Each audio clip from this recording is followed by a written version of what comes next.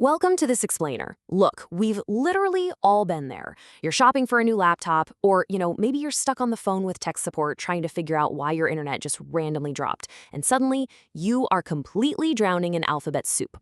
The person on the other end or that massive spec sheet in front of you just starts throwing around a million abbreviations. It gets incredibly overwhelming, right? Well, today we're going to fix that.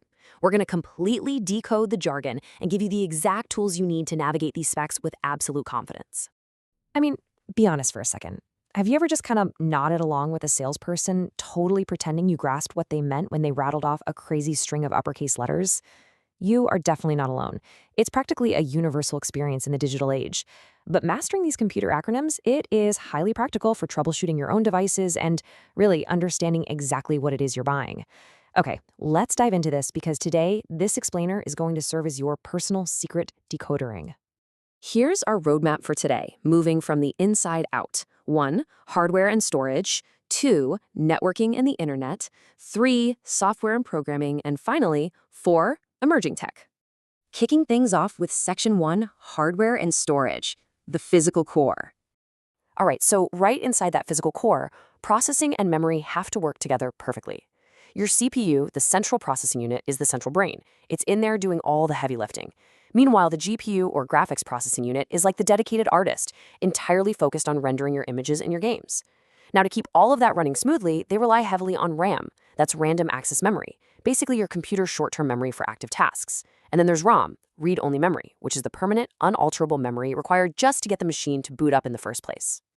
Now, what's really interesting about this slide is how perfectly it captures a massive generational shift you'll see when shopping for storage. On the one side, we have HDD, which stands for hard disk drive. This is the older tech, and it actually relies on physical, spinning magnetic disks to write your data. But on the exact opposite side, we have SSD, or solid-state drive. These guys have absolutely zero moving parts, making them infinitely faster, way quieter, and far more durable. Honestly, just knowing the difference between an HDD and an SSD can completely change your entire computer buying experience.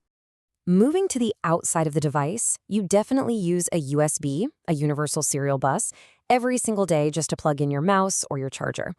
And to actually, see what you're doing, you're looking at an LCD, a liquid crystal display.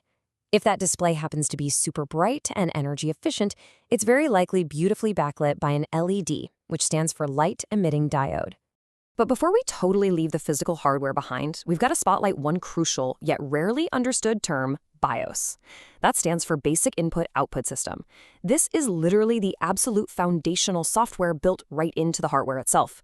When you hit that power button, before Windows or Mac OS even thinks about waking up, the BIOS is the ghost in the machine. It's behind the scenes checking to make sure absolutely all your hardware is plugged in and working properly.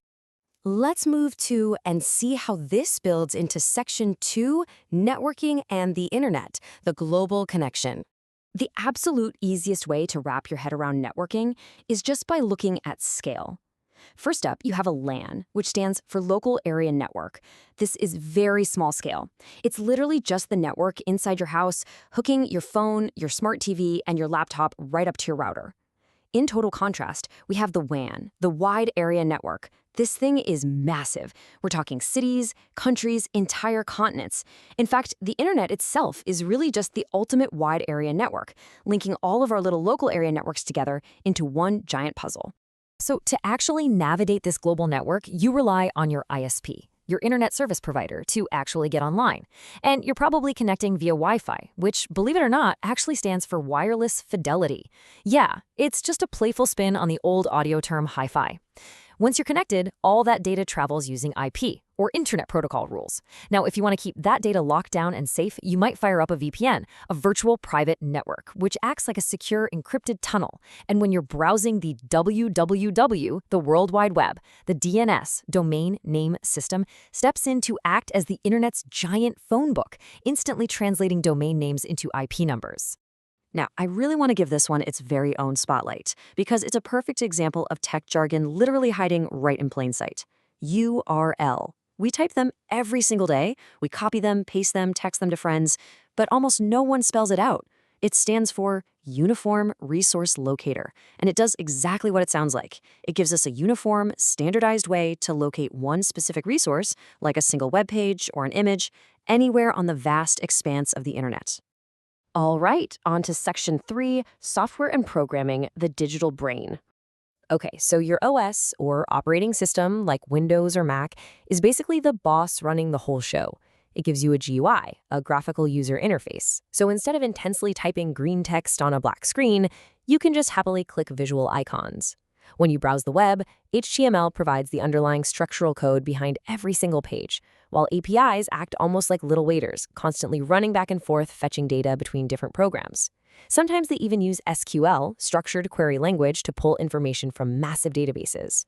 And hey, if you need to share a file, a PDF or portable document format ensures it looks absolutely identical on any device you send it to.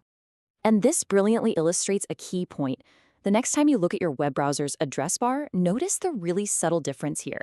HTTP is the basic foundation of web data transfer, sure, but the addition of that S, it highlights the critical evolution of web safety. HTTPS means your connection is secure. It's encrypted. So if you're ever entering a password or typing out a credit card number, always look for that S. Finally, Section 4, Emerging Tech, the Frontier. I want to slow down the pace a little bit here because these 4 visionary concepts are rapidly redefining our entire world. First, AI, or artificial intelligence. This is the broad concept of machines actually simulating human intelligence. Underneath that, we have ML, or machine learning, which is a specific subset of AI where systems actually learn and improve from data all on their own, without being explicitly programmed to do so. Then we get into immersive tech. VR is virtual reality, totally replacing your real world with a digital one the second you put on a headset. Meanwhile, AR is augmented reality that overlays digital information directly onto your view of the actual real world. Kind of like catching digital creatures in your actual backyard. So the crucial point is this. We've covered a massive amount of ground today, right? From the physical spinning magnetic disks of an HDD all the way out to the simulated futuristic worlds of VR. Knowing what these acronyms stand for isn't just about showing off at trivia night. It's really about empowerment. This is incredibly practical knowledge. When you finally understand general computing terms, you can navigate those super confusing tech specs, you can troubleshoot your own devices, and you can make really informed decisions in a digital world without ever feeling lost in the jargon again. Which actually brings us to a final thought for today. As artificial intelligence and machine learning continue to evolve at this breakneck pace, computers are getting incredibly good at understanding us on our own terms. So it really leaves us wondering, as we step into tomorrow, will the computers of the future even need us to learn these complex acronyms at all? Or are they just going to start explaining everything to us in plain, simple English? Just a little something to think about the next time you boot up your device.